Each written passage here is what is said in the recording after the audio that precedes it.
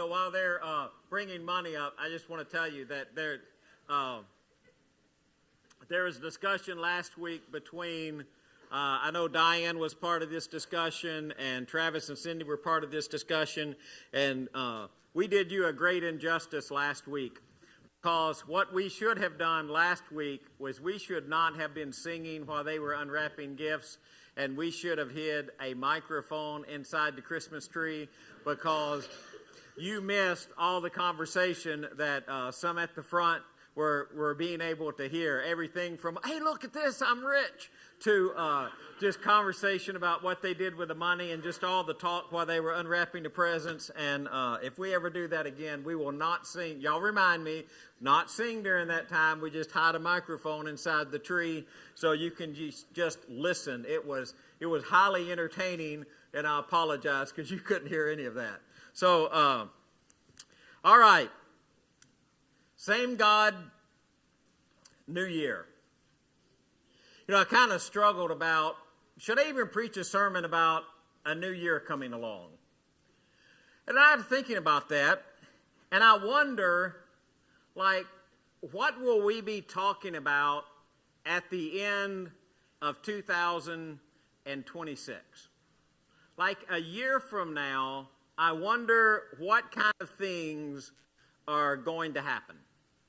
You know, some of that I wonder about just about our nation, you know, and this is not any kind of political statement. It's just a statement. You know, in January, we're getting the new president. Anytime you get a new president, that means changes, you know, and it doesn't matter where you fall on the political spectrum. A new president just means changes, right? Some of them we're going to think, man, that is a absolutely wonderful thing that is going on. And some of those, we're just going to shake our head and thinking, what in the world are politicians thinking? How in the world did we get to that? Or why are they going to do that? And you know, so you got a new president, you got a new Congress coming in, because there's different people coming in the Congress, you got a new Senate coming in, and I can promise you that beginning in January, you're going to start seeing all these news articles about either how good things are going to be or how bad things are going to be. And so a year from now, we'll probably be saying, hey, maybe things are good, maybe things are bad. We're going to be talking about the economy. We're going to talk about, you know, the stock market. Did it go up? Did it go down? We're not going to be concerned as much about the stock market. We're going to be looking at things that really, for most of us, are kind of those crucial things. We're going to be looking at things like gas prices, right? Like how much is a gallon of gas? How many of y'all look at gas prices? I mean, you just pull up the pump and say, man, that's just... You know, and then you hear people like Charlie Moffitt, or, you know, I remember when gas was a quarter. You know, so I don't have any idea. I mean, Charlie probably remembers when gas was free. I don't know, you know, but, you know, or he probably remembers when you didn't even need gas. I mean, he probably give you this story about going to church on a wagon. Charlie, did you ever ride a wagon to church? There you go. See, I told you. See. Yeah, I know that because I've heard those stories before. But we'll be thinking about things like that, and we'll be looking, how much is a gallon of milk at the grocery store, right? Or what happened to my retirement program? Or are they cutting Social Security? I mean, there's these whole host of things that we have no idea what's going to happen. And it's not even like nation. It's church stuff. You don't want to be looking maybe a year from now thinking, okay, how is our church, how is this congregation changed? And I'm not talking about church worldwide right now, even though there's part of the conversation for that. Right now, this part of the conversation about church is just about this congregation. And we'll be thinking, well, how have things changed for us? Are we doing anything any different than we did in the before? Do we have new faces in the crowd? Are there new members here? Or are some members not here any longer? Man, we'll be looking at our community. And there's this expectation, which I think is probably true. There's this expectation that our community, even though it looks like we've seen some pretty significant growth, from what I'm being told, the significant growth for our community hasn't even arrived yet. We're going to see like an explosion of growth in our area. And we'll be talking about things like that with the church. How do we reach that explosion of growth? How do we be a people who are talking about the message of Jesus? We'll be looking at new opportunities. And we'll be thinking about, man, what kind of things could we do that really make an impact, just not only in our community, but in our world. You know, we're kind of talking with and I don't know where this is going yet. It's just kind of a, hey, here's a thought process that's going on, and I'm not really sure what's going to happen. But if you're interested, you make sure you let me know. We're thinking about maybe going with a group to Honduras and build the houses that we took up money for. We've either got to go build the houses or give the money to somebody else to build the houses. And we're thinking, what if we just get us a group and we go build the houses ourselves? And we might be looking back at that thinking, hey, man, we had a really great opportunity to go build houses. And you're looking at things like that. What kind of opportunities do we have to impact the world in our community? And there's all of those unknowns, right? There's all of those things that we have no idea what's going to happen. We have some unknowns and some knowns that you kind of intend to change, and we usually call those New Year's resolutions. I'm not going to ask if you made any of those. I don't want to know, but usually we do. We usually say at the beginning of the year, hey, I kind of want to do this different, or I want to do this a little more uniquely, or I want to make an improvement in this area of my life. Like, you know, I don't mind telling you, I need to, you know, start exercising some and get in better shape. So I started out with this plan. I was going to swim every morning, right? And it worked for about 4 or 5 weeks. And then it was like, well, it's Thanksgiving. I don't really have time to go, right? And then after Thanksgiving, what comes? Oh, you don't have time between Christmas and Thanksgiving, right? I mean, you can't exercise in there. You're busy, right? And then after Christmas, what comes? Oh, you got a week of just eating good, and you don't want to exercise during the week that you're eating good, right? You know, you don't want to do anything there. So what does your plan become? After New Year's, I'll get back to exercising, right? And so I'm thinking, okay, after New Year's, I won't get back to exercising. So you may have to call and hold me accountable to that. Say, okay, Greg, are you exercising, right? You'll be able to tell, right? Most likely. But we usually have like something that we might want to change. Those I don't know that they bother me. I don't know what the right terminology is, but I know like every year there are so many changes that come that I can't even comprehend. So many things that happen within our church family, whether it's sicknesses or deaths, or great things that happen within our church family, like people being able to do really great things for God, or somebody becoming a believer in Jesus, or somebody becoming a disciple of Jesus. And there's all those really great things that happen, right? And you can't comprehend them yet because they haven't come to fruition. And if you were going to try to imagine what that was going to be like, you can't even begin to imagine it. And all the unknowns. And in all of those unknowns, all of those things that can happen or might happen, even sometimes those prayers that we pray that we get just incredible answers to, and we didn't even see the incredible answer coming, you serve a God who doesn't change. I love this passage that's in James. Every good and perfect gift is from above, coming down from the Father of heavenly lights, who does not change like shifting shadows. Ever thought about just shifting shadows?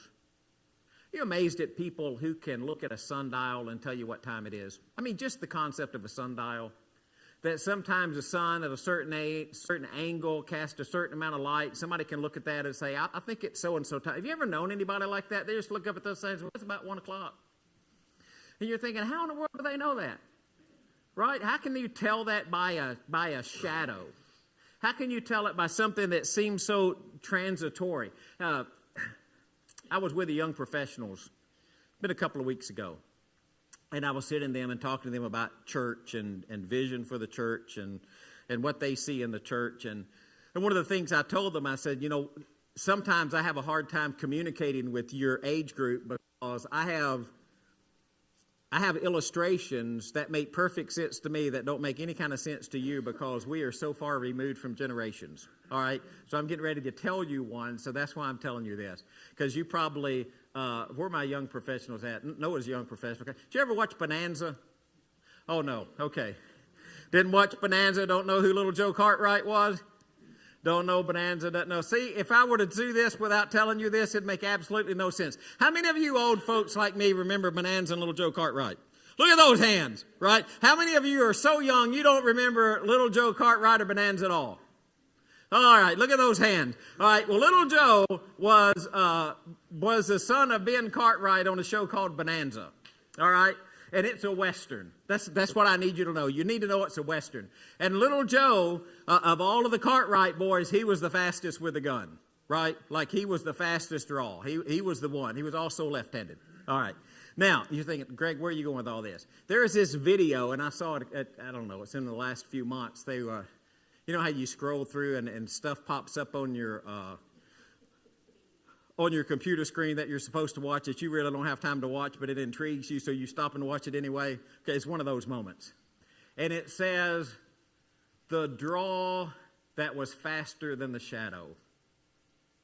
And it was this little video clip of Little Joe Cartwright in this scene in Bonanza where he's drawing his gun, and Little Joe draws his gun faster than his shadow draws the gun. And you're thinking, okay, the shadow doesn't lie, right? The shadow doesn't lie.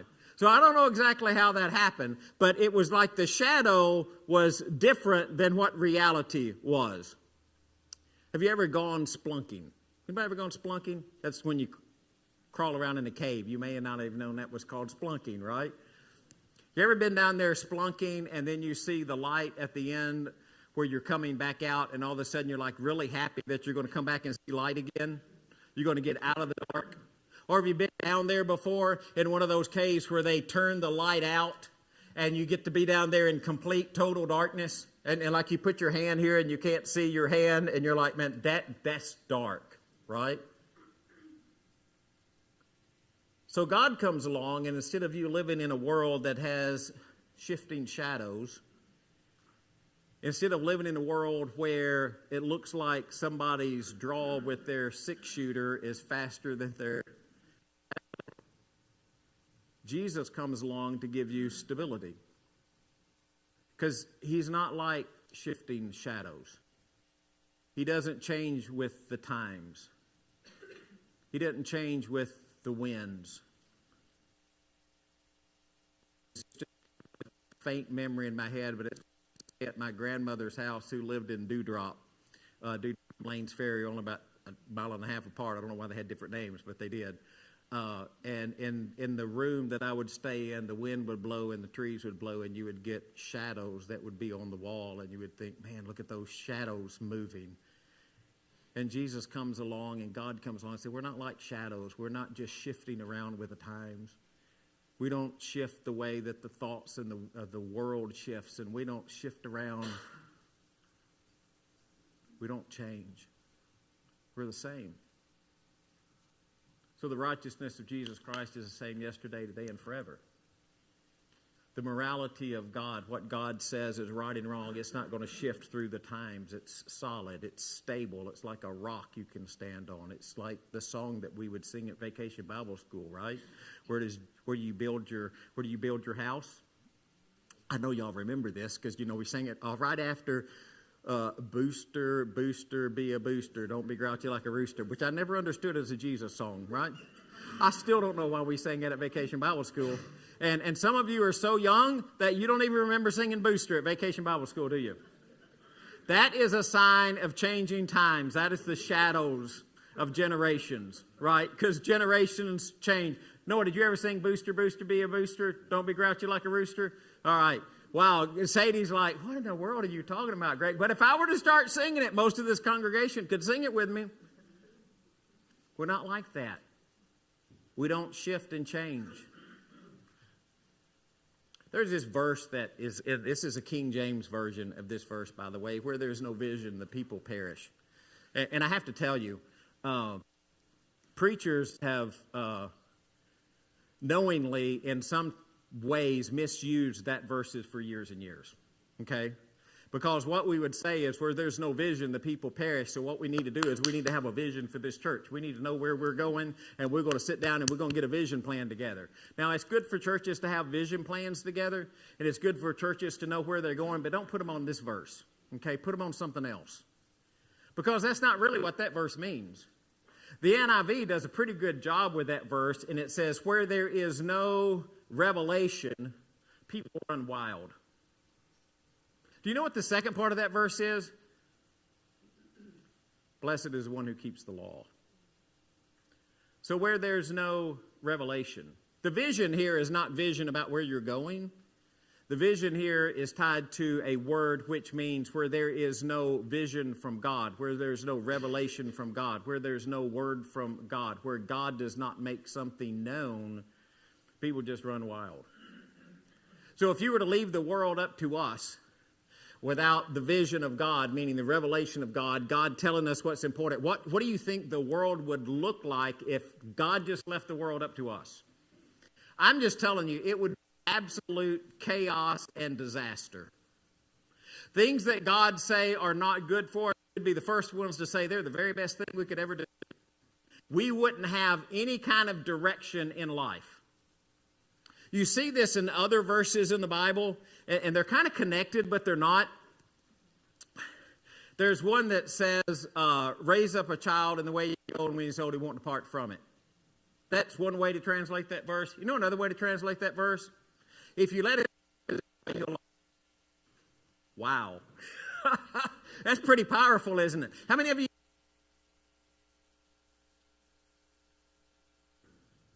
Now you think, well, Greg, how should we translate that? I don't know. Let's just translate it both ways. I don't know, maybe put a footnote in there. Right? I don't know how you want to do that. But here's the thing. If God doesn't tell us what is right and wrong, how are we ever going to know? How will we know which direction that we should go? And you say, well, Greg, what does that really have to do with it, with a new year? Well, the way it has to do with the new year is when you're looking at the new year, when you're looking at where you're going, how do you decide where you're going? There's this verse in Proverbs that says, the unfolding of your words give light. It gives understanding to the simple. That word that we translate unfolding, it kind of means an opening. You remember when I was talking about the cave, where you're down in the cave and you're in the dark? Have you ever been down there where your flashlight went out? Okay, Charlie Moffat has done everything, right? It's okay, Charlie. I've been down there too. This guy, when I was at Lipscomb, decided he'd take me splunking one time. He is from Georgia, and I thought that sounds like a cool thing to do, because you're not very knowledgeable when you first go to college. So we decided we'd go splunking, and we'd get down there, and he's like, we're going to go down through this cave. And I said, well, what happened to something? Oh, we'll find our way back out. I was like, I'm taking me a rope. Right? And I tied me a rope to something outside, and we're crawling along, going out through the cave. Guess what happens to his flashlight? It goes out. All right, and then where do you go? How do you get back out? Well, I had my rope, right? And so when you're getting back out of your rope, and you see the light, and you finally know you're coming back out, I'm just telling you, that was pretty big relief. It was like, hey, we're getting out alive. We probably were never in danger, but in my head, having never been in a cave before, we were in danger. Right? Because I wanted to make sure I could get out of the cave. I never went splunking with him again, by the way. In fact, I don't ever know that I've ever gone again that I didn't have at least an extra flashlight. Right? Because I don't want to get down in that situation again. So the unfolding, the opening of your word gives light. And it's not talking about like I can't even do this because I got an electronic Bible, right? It's not like you open a Bible. That's not what it's talking about. It's talking about the opening, the showing, the place where your word illuminates life. That's what gives light. Otherwise, it's just darkness. Because I don't want to upset you, but you're not smart enough to figure it out by yourself. You want to know where understanding comes from? Understanding doesn't come from how many titles you have or how many courses you get through or what level of college you get to. And it's not that any of those things aren't important. All of those things can be very, very important. But it's God's word that gives understanding to the simple. It is the thing that illuminates your path and gives you the understanding of the way to go. So Peter comes along and he writes this, we have the word of the prophets made more certain, and you will do well to pay attention to it as a light shining in a dark place until the day dawns and the morning star rises in your heart. And don't spend all kind of time trying to figure out what's the day dawn, what's the morning star. Man, we write volumes about what the morning star is. If I say to you the morning star, what do you think of? Right? That morning star that shows up and all of a sudden it's dark and then it starts to lighten up. Boom, there's a morning star, right? That's all he's talking about. The morning star rises in your heart. Why? It brings, it's like the day dawning. And you go from darkness, and then the day starts to dawn. Have you ever been out, like it's maybe you're hunting, I don't know, maybe you're going shopping, I don't know. But you leave and it's dark, and those first rays of light start to come over the horizon, and the day starts to brighten, and the day starts to lighten up. And all of a sudden, there's all of the sun is shining through, and the sun comes over the eyes, and you just feel the warmth. Listen, that's what God's Word is like. It gives us direction. It gives us stability. It gives us a place to go. It gives us an anchor in our life. I've mentioned this book before when I've preached here. I've told you before, and I still believe it. It's not a great book to read. I had to read it years and years ago, and it's just a little bit in the first chapter that I can remember. He's talking about how we view life. And he's talking about what it means to have a Christian mind. And he writes this. He said, the view that sees all things here below in terms of God's supremacy and earth's transitoriness in terms of heaven and hell. As you go into a new year, can you view things with a Christian mind? You view everything in life in terms of heaven and hell. You view everything in life in view of God's supremacy and the eternal nature of God and the transitoriness of life. Because I think for most of us who are believers in Jesus, and I won't even lump you into this category, I would just say I think for me, sometimes that's really hard to do. It's hard to remember that earth is transitory. It's temporary. Everything about my body is temporary, except this eternal spirit, eternal life that God has given me that I can't even see on an x-ray machine, right? But I know that's true. And so I start going through life and I start navigating the new year. I just want to ask you, what things are really, really important? What things are really, really important? What kind of things are anchors? I mean, things that you can, in America or maybe just in the South, we say things that you can really hang your hat on. What are those kind of things? I was trying to think about how I wanted to say this, and I don't even know that this is a good way, but here's kind of what I came up with. It's why don't we spend the year living for what's worth dying for? What if you just think in terms of that? What in your life is worth dying for? Probably not your job. I mean, honestly, it's probably not your bank account. It's probably not your house. It's probably not your car.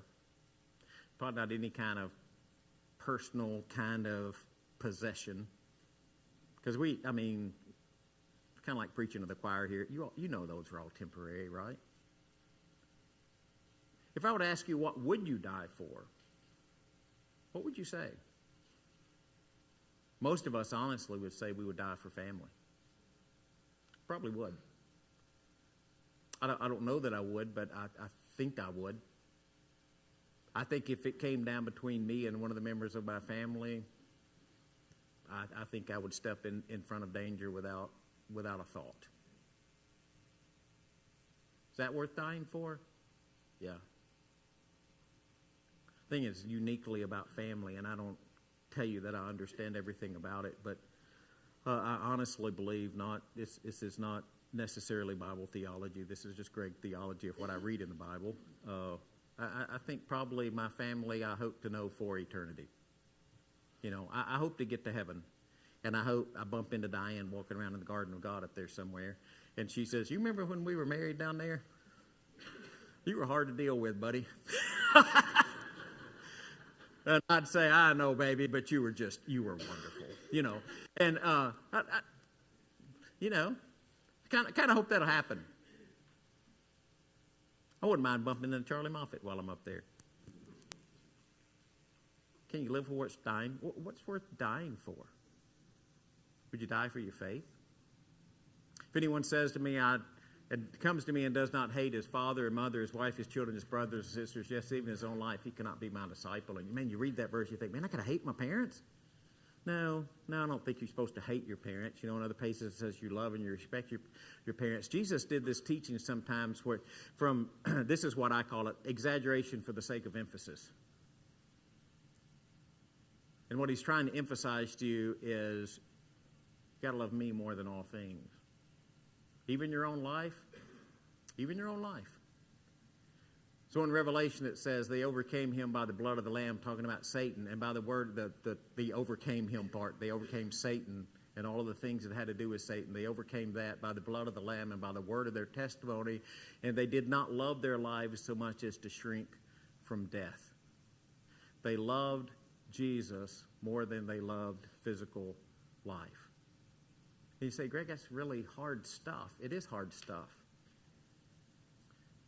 It's difficult for us in the world that we live in with all of the influx of information and all the thousands and thousands of people who are telling you what to believe every time you turn on a TV and every time you see an ad or every time you switch on your computer or every time you get an Instagram feed or a Facebook feed or whatever all of those things are now, because I don't know all of them. There's Instagram and X and Facebook and Twitter and which ones am I missing? There's a new one that came out. Anybody remember what the new one is? I got an account there. I never use it, but I did make me an account just in case. Forgot what it was called. No, it wasn't TikTok. There's a new one. There's a new one besides all of those. They just kind of came out, blew something, I think. Doesn't matter. Here's the thing.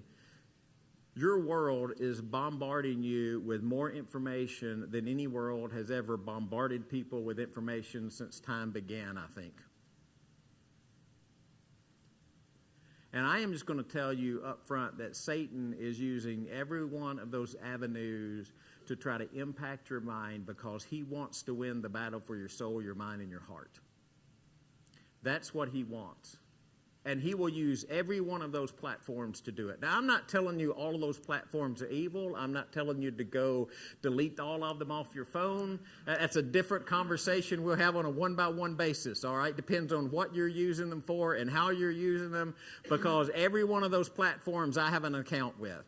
But in every one of those accounts, whether I used it or not, I know that at the heart of that, there's a battle for my soul, my mind, and my heart. Not only in the way that I use those platforms, in the people that I talk to, and the interactions that I have, and the people that are introduced in my life.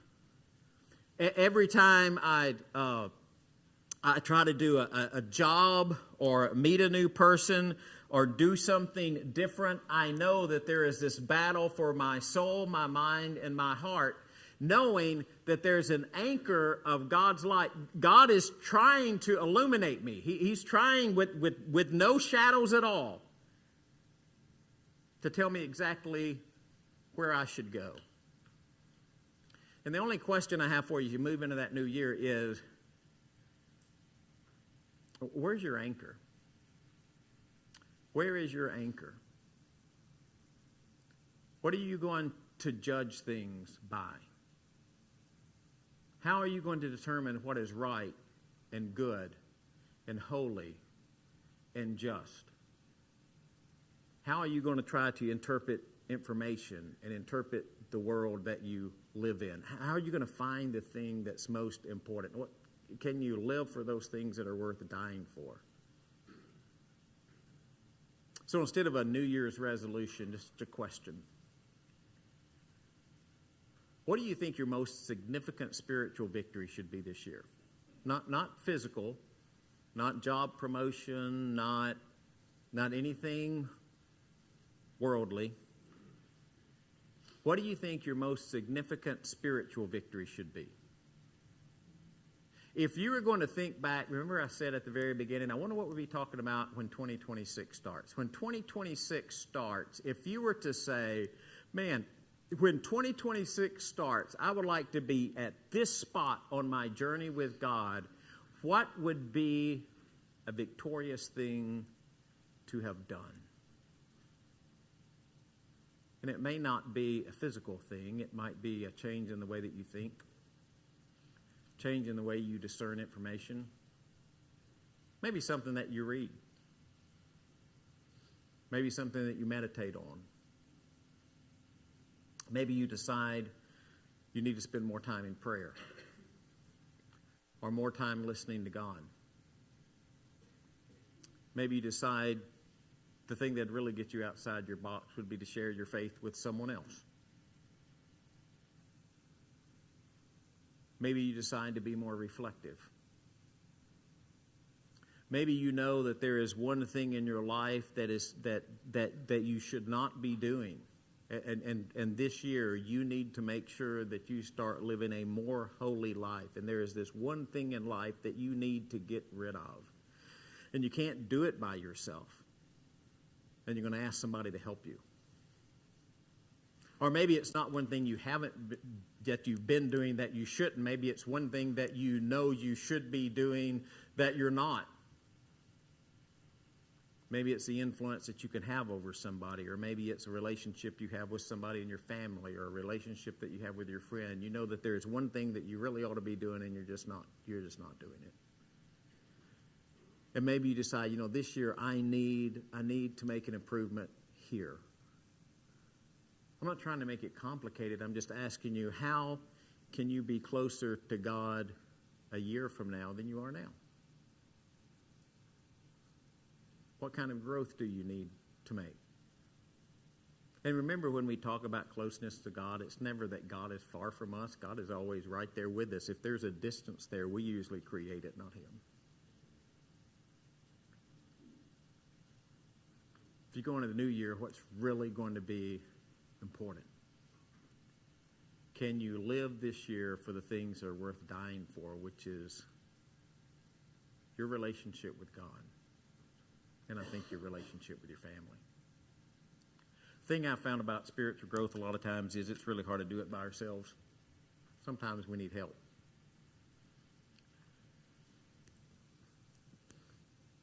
I haven't really asked the elders about this. I'm just going to tell you, and then we'll go from there, all right?